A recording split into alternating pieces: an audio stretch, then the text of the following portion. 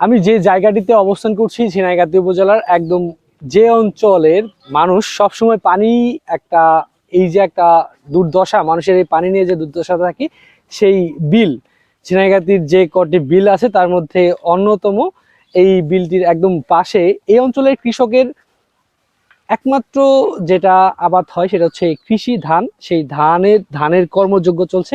এখন তো বৃষ্টি পড়ছে, আমরা এমন একটি সময় এই জায়গাটিতে এসেছি একদম বৃষ্টির সময়।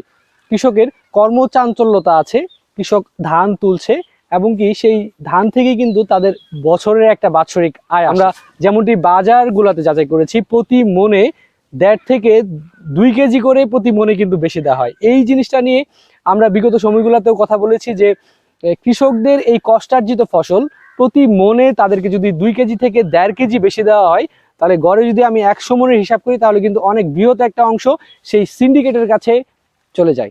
তো এই কৃষকের কষ্টার্জিত ফসল তাদের অর্থ বিনা পারিশ্রমিকে এই সিন্ডিকেট নিয়ে যাচ্ছে। এই কথাটার জবাবটা কে দিবে? সিন্ডিকেট ব্যবসায়ীরা। তাদের এই পরিশ্রমের ফলে যে কৃষকরা ঘরে ধান তুলে সেই ধানটি আবার বাজারে বিক্রি করার সময় সিন্ডিকেটের কাছে কিন্তু তাদেরকে দ্বিতীয়বার বিক্রি হতে হয়।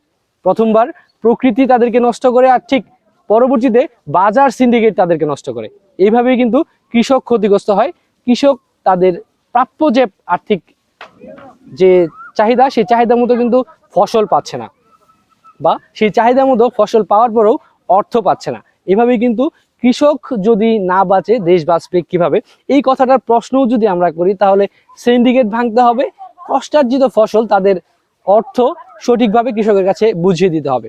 আমি আতিকুর রহমান খান সবসময় চেষ্টা করি ঝিনাইগাতী উপজেলার সর্বশেষ আপডেটটি দেওয়ার জন্য, ঝিনাইগাতী উপজেলার বিভিন্ন সমমনাময় দিক বা ঝিনাইগাতী উপজেলার সমস্যা তুলে ধরার জন্য।